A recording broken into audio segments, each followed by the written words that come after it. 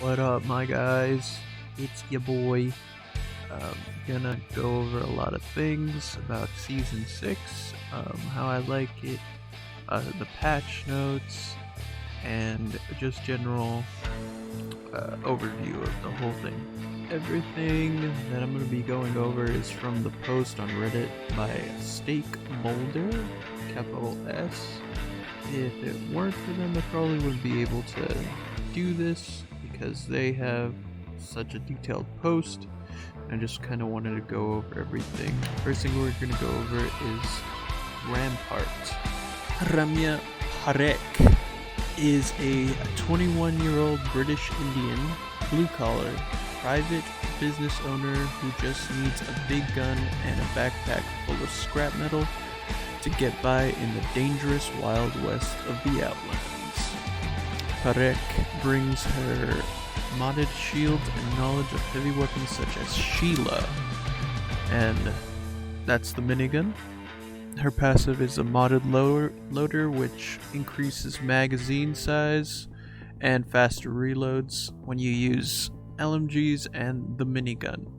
The modded loader also increases the amount of shots that you can shoot with the L-Star, and it improves the cooling aspect of the L-Star as well.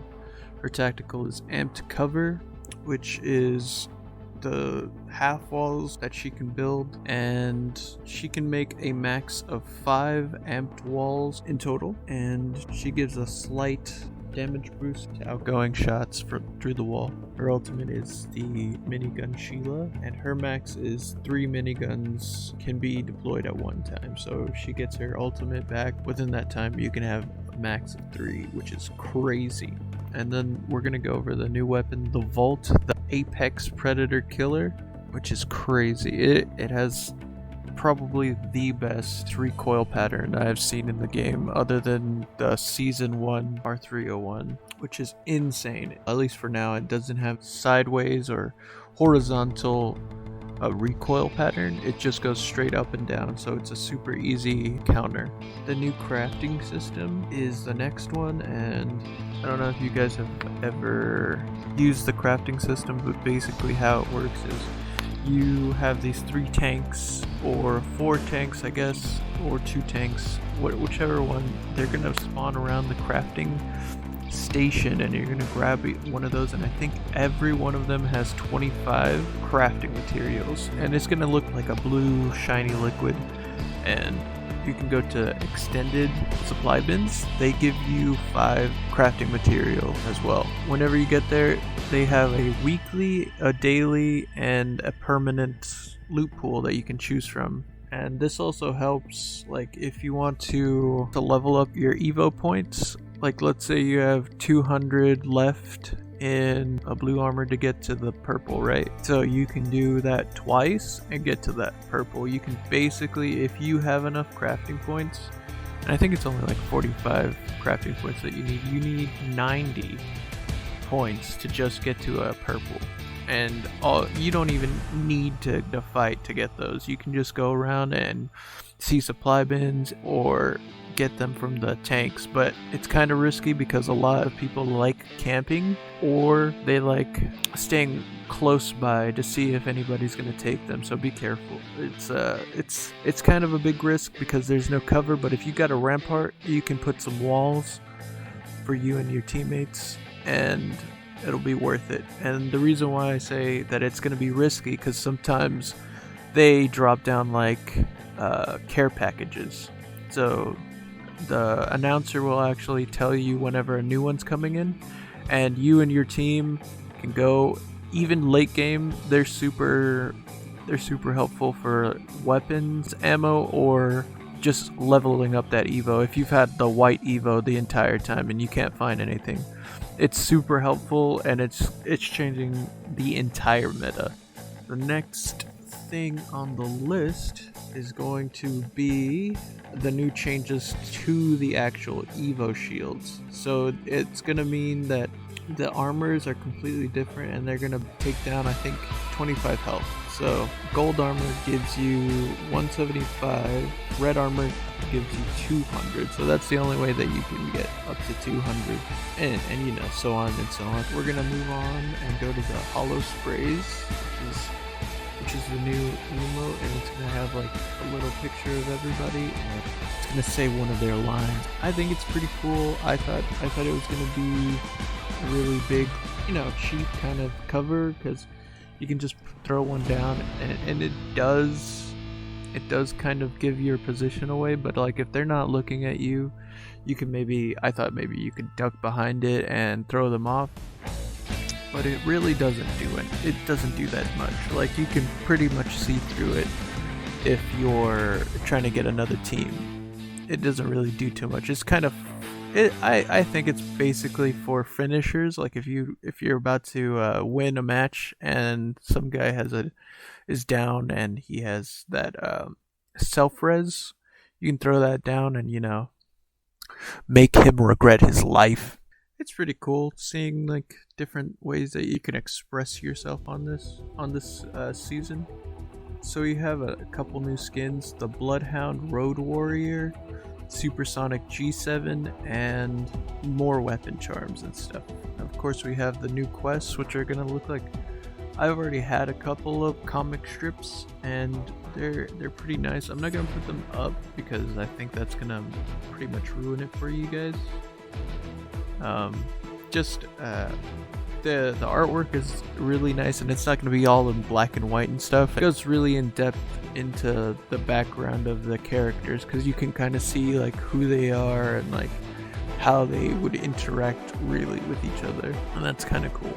And I'm going to go over the Legends patch. This is a quote from the actual post. This patch, we're taking a look at the Recon class, a class built around information gathering should be powerful in a BR, where knowing where the enemy is often the difference between life and death. But out of the three legends in the Recon class, Pathfinder, Crypto, and Bloodhound, one dominates in terms of in-game performance. And it says it's the robot. The robot dominates. In this patch, we're mostly buffing Bloodhound as they needed the help the most. Crypto's changes are a mixed bag, as we also found one bug we had to fix that was giving Crypto a hidden advantage sometimes. And it says in parentheses TLER, sometimes when you thought you were hitting the drone, you weren't really hitting the drone. Yeah, I'm guessing there was no regs before and they tried to fix it. Between the buffs to the Bloodhound's ult and new utility Crypto gains on his drone, we hope to see a more diverse field of Recon Legends in game. And all Recon Legends, Bloodhound, Crypto, and Pathfinder can now use the survey beacons to get to the next ring location. Crypto can use his drone to instantly get this information. It's kind of nice having, because you can play duos and not have to have a Pathfinder, and basically you don't have to settle for the Pathfinder. So here's some changes to each of those legends. So Pathfinder, each time Pathfinder scans a survey beacon, the total cooldown of a zipline gun is reduced. The zipline gun can cooldown reduce to 10 seconds each time Pathfinder scans a beacon. So up to 6 rings per game means the total cooldown of the zipline gun can go from 120 seconds to 60 seconds. So basically half. That's crazy. Bloodhound, he gets Beast of the Hunt, now gains even more duration when Bloodhound scores a knockdown or kill with the ultimate about to run out. Eye of the Allfather, during Beast of the Hunt, Eye of the Allfather now comes out twice as fast and has a much shorter cooldown, which is sick. So if you get your ult off and you scan, and then you can basically within the same ult you can scan again, which is huge, especially if you popped it in an actual fight. You can see if there's a third party waiting for you guys, and you can make your plan or whatever with your team. The actual numbers are going to be from the Beast of the Hunt extension is 5 seconds to 15 seconds. And Eye of the Allfather, it's gonna be from 25 seconds to 6 seconds. During the Beast of the Hunt, it's gonna go from 1.8 seconds to 0.9 seconds. So a literal 50%. Crypto is gonna have a surveillance drone tweak. Crypto can now activate respawn and survey beacons from his drone. Doing so is instant instead of required a prolonged use. Made the surveillance drone slightly more consistent to hit, but also doubled its hit points. The drone EMP will now slow teammates caught in the blast, even if they had no shields. This means that players who have used Revenant's Death Totem will also be slowed, which is sick. Then the actual numbers in game are going to be the survey drone is going to have, instead of 30 HP, it's going to have 60 HP. And the hitbox size is going to go from 16 to 24. And then Revenant gets his Death Totem for 2 seconds after being recalled by the Death Totem. Players cannot use Wraith's Dimensional Rift. So if like a Wraith on your team goes and leaves behind a portal for you, you can't use it for 2 seconds. Which is pretty crucial because you only have a certain amount of time on the actual totem. Octane can stim while healing, but it does not remove the slowdown from healing. So you're just making yourself louder. And Loba, her cooldown for Black Market is from 30 to 90 seconds. And I've been using Loba a lot, and she is crazy late game. She can get you guys basically what the crafting system does, but for free.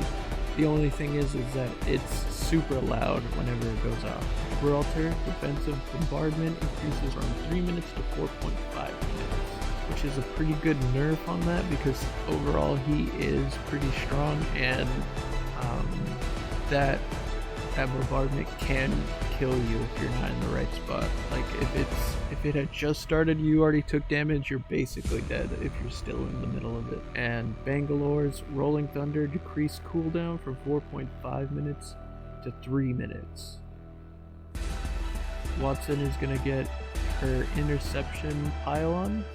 So the trophy system will now shoot down caustic barrels in flight if they would have landed inside the range of the trophy, which is good because there needs to be some sort of counter to caustic being able to throw his stuff, and for a while his tanks weren't a projectile. And then we have some loot.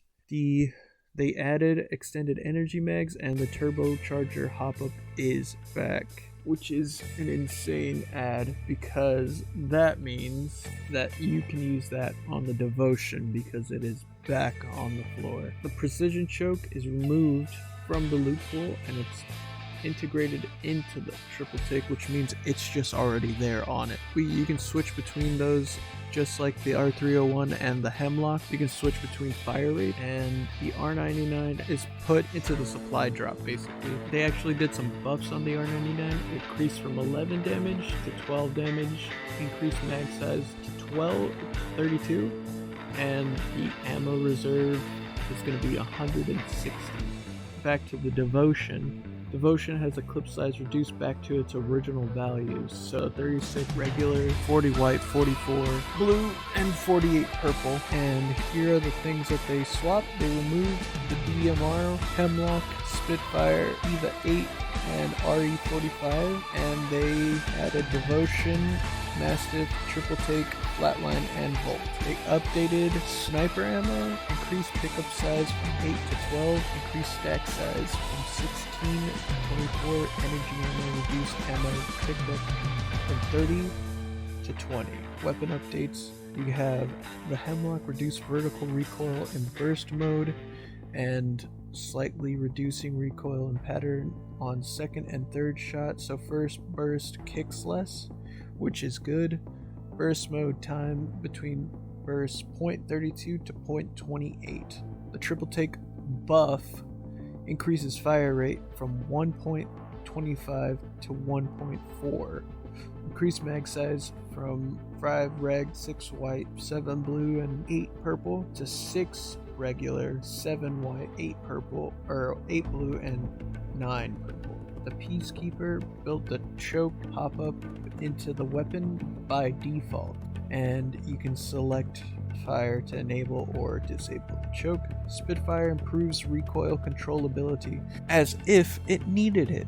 It's crazy already. The Havoc updated Havoc with a new recoil pattern. The Havoc's existing recoil pattern had a constant horizontal movement. This means it would either be too difficult to control if there was too much recoil, or far too easy to control if there was too little. And Mozambique gets an increased clip size from 3 to 4, which doesn't sound like a lot, but that fourth one is great, because if you miss, you still got that fourth one.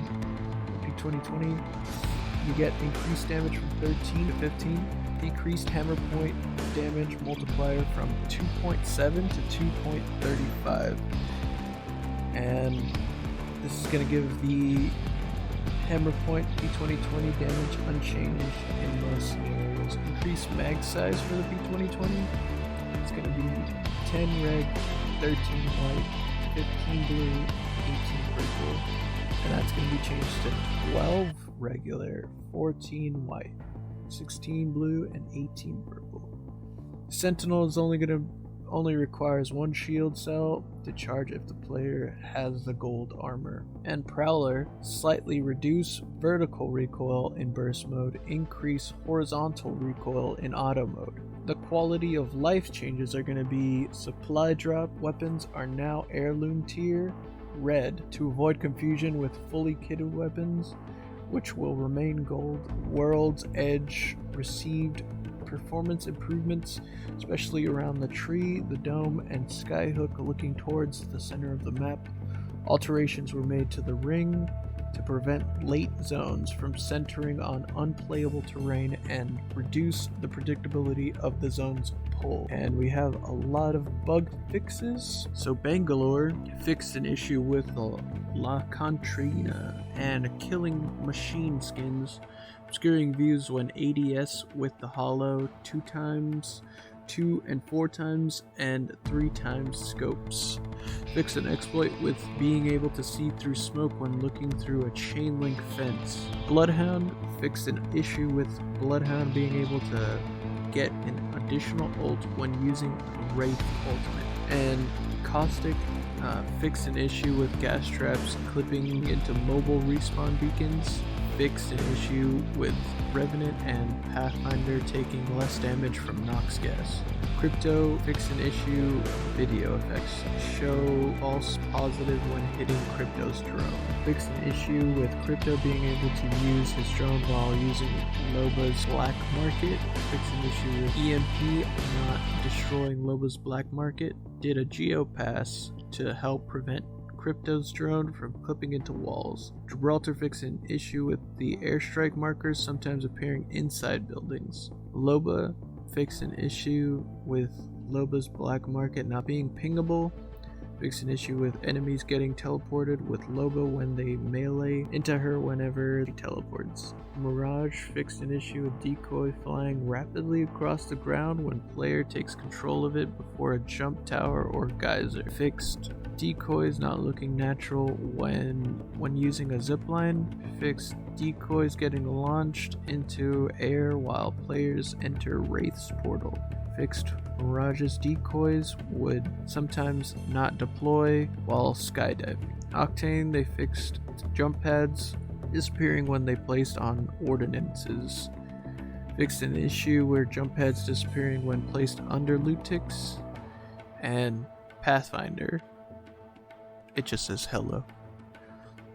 Revenant fixed an issue with enemies getting teleported with Revenant when they melee him before he teleports back to the death totem.